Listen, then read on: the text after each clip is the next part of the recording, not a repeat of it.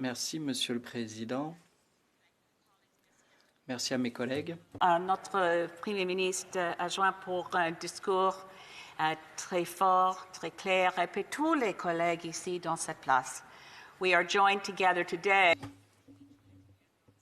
Aujourd'hui, nous nous rassemblons, comme nous le faisons parfois en des moments sombres lorsque nous devons laisser la partisanerie de côté. Aujourd'hui, nous sommes sur le territoire traditionnel du peuple algonquin et je tiens à leur exprimer ma gratitude, miigwech. J'ai l'insigne privilège d'être étroitement ami avec deux Canadiens qui ont participé aux batailles de libération des Pays-Bas il y a 75 ans. J'organiserai vendredi soir une séance de réunion virtuelle rassemblant ces gens extraordinaires par Zoom. C'est quelque chose que nous aurions normalement fait en personne, bien évidemment. Alors j'aimerais vous parler un petit peu du major-commandant qui a servi au cours de la journée de la libération.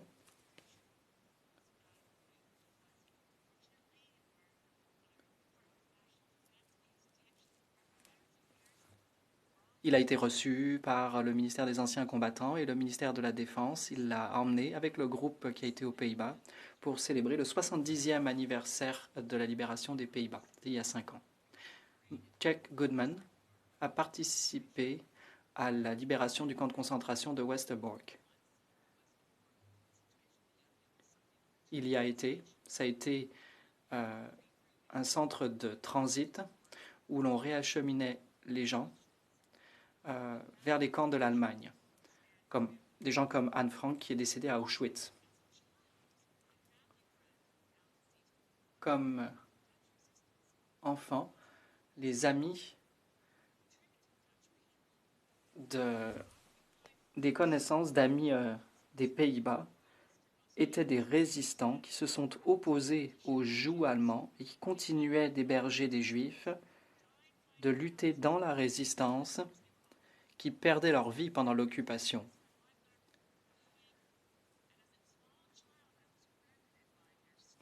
Ils vivaient à La Haye et je me souviens, lorsque j'étais enfant, ils me racontaient des histoires d'avoir à se cacher pour échapper aux Allemands.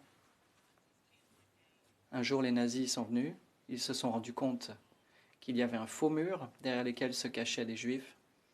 Ils ont trouvé l'argent de la famille, mais il fallait traverser un deuxième mur pour trouver les escaliers qui menaient au grenier où se cachaient des gens, qui ont été ainsi épargnés. Chuck Goodman, qui a 90 ans, se joindra à cette séance virtuelle vendredi soir pour expliquer au public ce qui s'est déroulé pendant la guerre, mais aussi nous parler de la paix. Ironiquement, aujourd'hui, c'est aussi l'anniversaire de la mort d'un très proche ami à moi qui s'est battu pour la libération des Pays-Bas. Le 6 mai 2014, nous avons perdu Farley Mullet. Farley était membre du régiment Hastings de Prince Edward Island.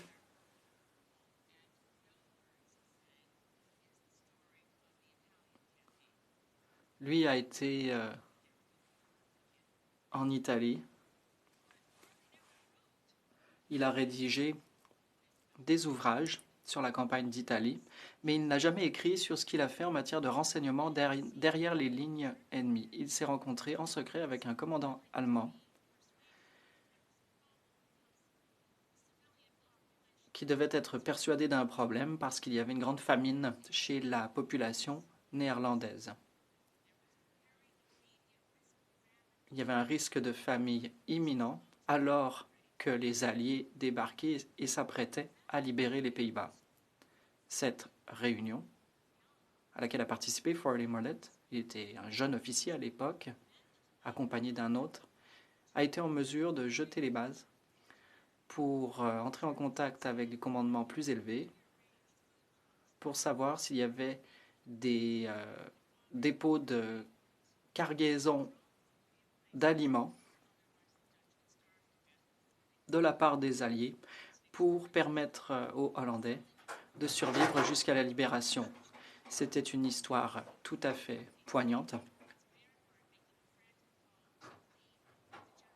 On a lancé un plaidoyer au général Eisenhower qui ne pouvait rien faire. Mais ce sont les Canadiens qui sont responsables d'avoir organisé les choses.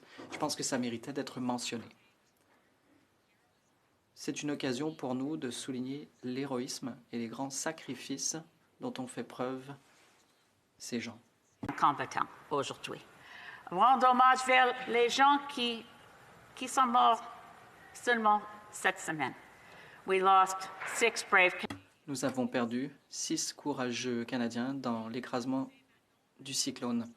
L'anniversaire de la libération des Pays-Bas et on dit grâce à Dieu pour la libération, pour leur courage de tous les soldats, dont les militants des pays qui ont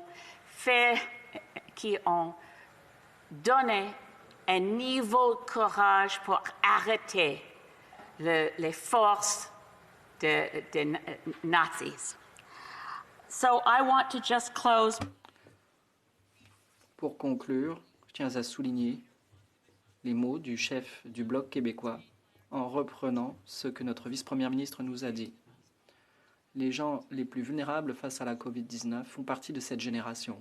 Nous ne pouvons leur tourner le dos. Leurs besoins sont urgents. Je sais que nous faisons énormément de choses, mais il reste beaucoup de pain sur la planche. Tout à fait d'accord. On doit faire plus pour nos aînés. And today, et aujourd'hui, je tiens à remercier ceux que je connais, Chick, Farley, Chris,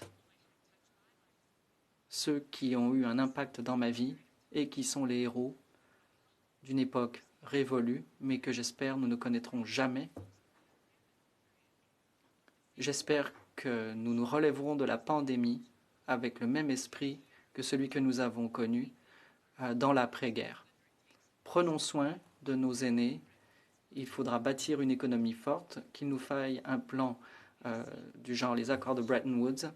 Nous ferons ce qui sera nécessaire. Merci.